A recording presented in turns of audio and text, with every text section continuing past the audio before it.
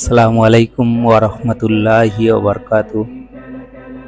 প্রচণ্ড গরমের মধ্যে ৫১, ৫২, ৫৩ ডিগ্রি টেম্পারেচারের মধ্যে মিনা থেকে আরাফাতে যাওয়া হয়েছিল। ১৬-১৭ কিলোমিটার রাস্তা বাসে করে। ওখানে জোহর, আসর, খুতবাগুলো হওয়ার পরে মগরিবের পর মগরিবের নামাজ না পড়িয়া বার হতে হয়েছিল মুজদালিফার উদ্দেশ্যে। আরাফাত থেকে মুজদালিফা ৭ কিলোমিটার রাস্তা, শুধু মানুষ আর মানুষ তালবিয়া পড়তে পড়তে মুজদালিফার দিকে অগ্রসর হচ্ছে। খোলা আকাশের নিচে মুজদালিফায় অবস্থান করতে হবে। সবার উদ্দেশ্য একটাই, যে আমি ক্ষমা পেয়ে যাই, পৃথিবীর মানুষ ক্ষমা পেয়ে যায়। ঈশ্বর বলি, আল্লাহ বলি, যাই বলি না কেন, তার অনুগত করার জন্য, অনুগত হওয়ার জন্য, আত্মসংশোধন করার জন্য এই হজ একটা বিশাল মিলন মেলা। সারা পৃথিবীর মুসলমানরা এক জায়গায় হয় এবং এখান থেকে মুসলিমদের উদ্দেশ্যে যে খুতবা দেওয়া হয়, মুসলিম বিশ্বখানা তামাম পৃথিবীর মানুষের জন্য খুতবা দেওয়া হয়, করণীয় কি, বর্জনীয় কি।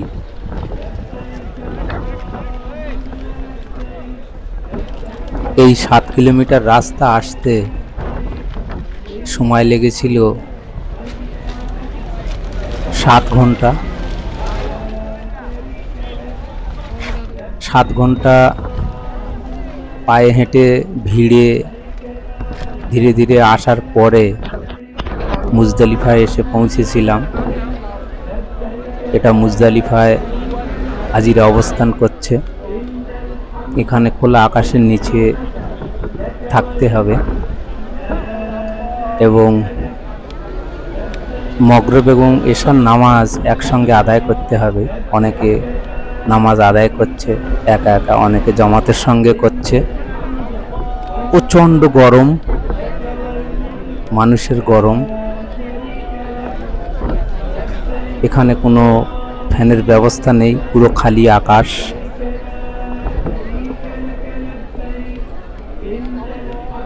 পিছন থেকে মানুষ আসতেই আছে, কিন্তু সামনে অগ্রসর হওয়ার মতো রাস্তা নেই।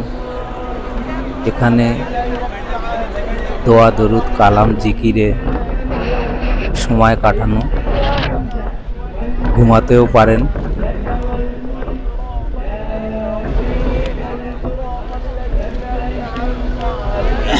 এই 10ই জিলহজ রাত খুব বরকতপূর্ণ রাত।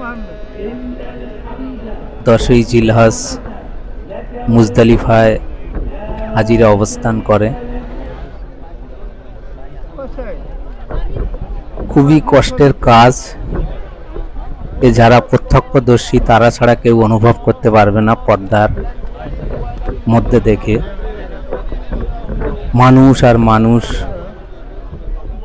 22 থেকে 25 লক্ষ মানুষ এক জায়গায়।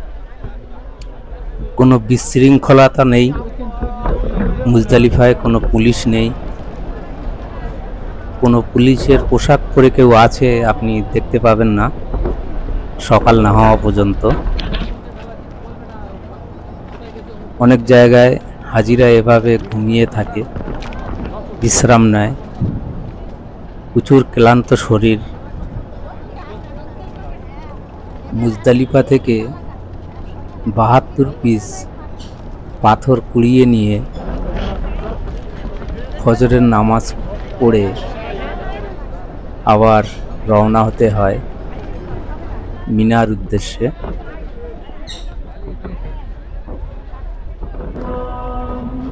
মিনায় জুমরাতে পাথর নিক্ষেপ করতে হবে নিজের আত্মশুদ্ধির জন্য, শয়তানের স্তম্ভের উপর পাথর নিক্ষেপ করতে হবে। এই প্রক্রিয়া 3 দিন চলবে। প্রথম দিন শয়তানের স্তম্ভের উপর পাথর নিক্ষেপ করে কুরবানি দিতে হবে। কুরবানি দেওয়া হয়ে গেলে আপনি মাথা মুন্ডন করতে পারেন। তারপরে কাবা শরীফ তওয়াফ এবং জিয়ারাত করতে যেতে পারেন। এটা প্রথম দিনের কাজ। 10ই জিলহজ। কুরবানি হয়ে যাওয়ার পরেই আমি স্বাভাবিক পোশাক পরতে পারবো। এই এহরাম বা কাফনের কাপড় বলি আর ফকিরের বেশ বলি, যাই বলি না কেন, এটা পরে থাকা খুবই কষ্টকর, খুবই কষ্টের ব্যাপার। এটা পরে থাকলে অনেক কিছু মানতে হয়। আমরা মিনায় জুমরাতের কাছে এসে গেলাম। আকাশের উপর থেকে ঠান্ডা পানির দিচ্ছে সরকারের তরফ থেকে, যাতে টেম্পারেচার সঠিক রাখা যায়। মানুষের ভিড়ের সামনে জুমরাত আমরা দেখতে পাচ্ছি। এই গোলগুলো লিফটের ব্যবস্থা। আপনি যে কোনো ফ্লোর দিয়ে পাথর নিক্ষেপ করতে পারবেন আপনার সুবিধা মতো। সব চলমান সিঁড়ি লাগানো আছে। এই 10ই জিলহজ প্রথম দিনের শয়তানের পাথর নিক্ষেপ করা এবং কাবা শরীফ জিয়ারাত করা। না পারলে 11 তারিখ এবং 12 তারিখেও জিয়ারাত করা যায় কাবা শরীফ। কোনো ভুলভ্রান্তি হলে দম দিতে হয়, সাদকা করতে হয় ঈশ্বরের উদ্দেশ্যে, আল্লাহর উদ্দেশ্যে।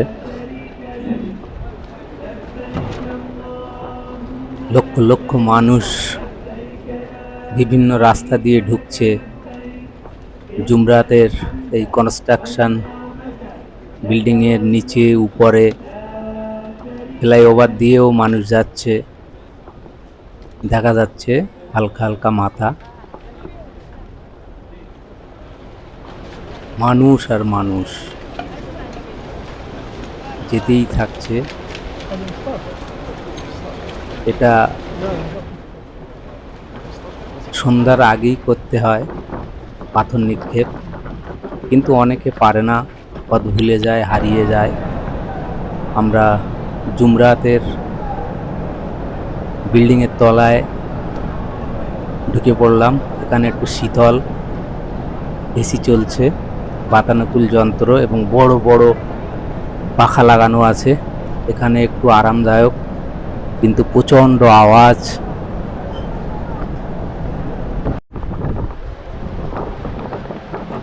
হাজিরা আসতেই থাকছে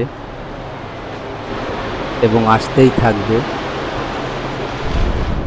3 দিন আপনি এমন দেখবেন, তলবিয়া পড়তে পড়তে হাজিরা আসছে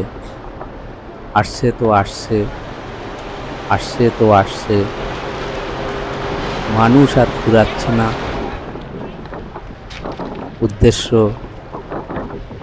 নিজের আত্মশুদ্ধি।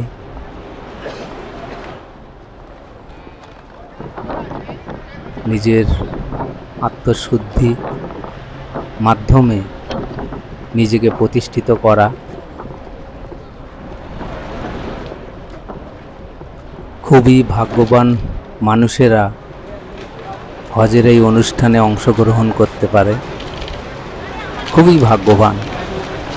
পৃথিবীতে অনেক মুসলিমের টাকা আছে, ধন আছে, কিন্তু তারা এটা করতে পারে না, ভয় করে।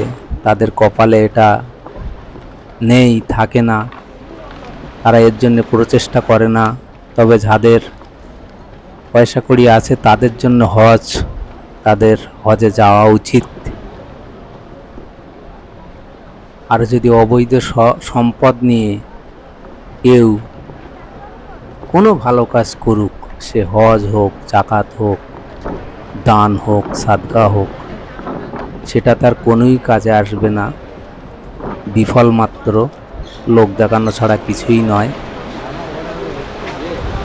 আমরা জুমরাতে ঢুকবো। জুমরাতের মধ্যে ঢুকে যাব এবার। এই জুমরাত বিল্ডিং গ্রাউন্ড চতুর্দিকে খোলা,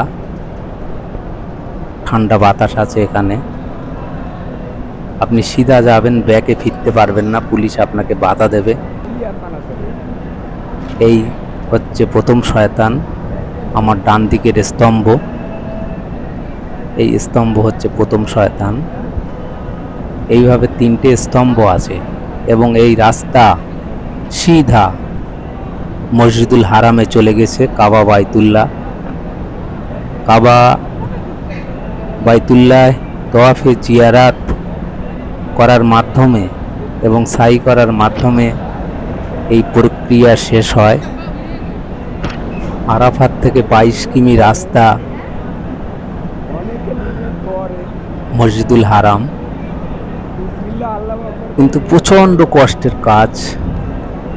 মসজিদুল হারামে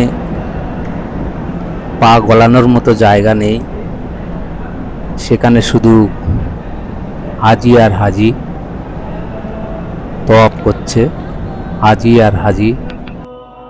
একতলা, দুতলা, তিনতলা মসজিদ, মসজিদের ভিতরে ছাদে এটা তওয়াফে জিয়ারাত। তওয়াফে জিয়ারাত হয়ে গেলে আপনাকে সাই করতে হবে সাফা এবং মারওয়া পাহাড়ের মধ্যে।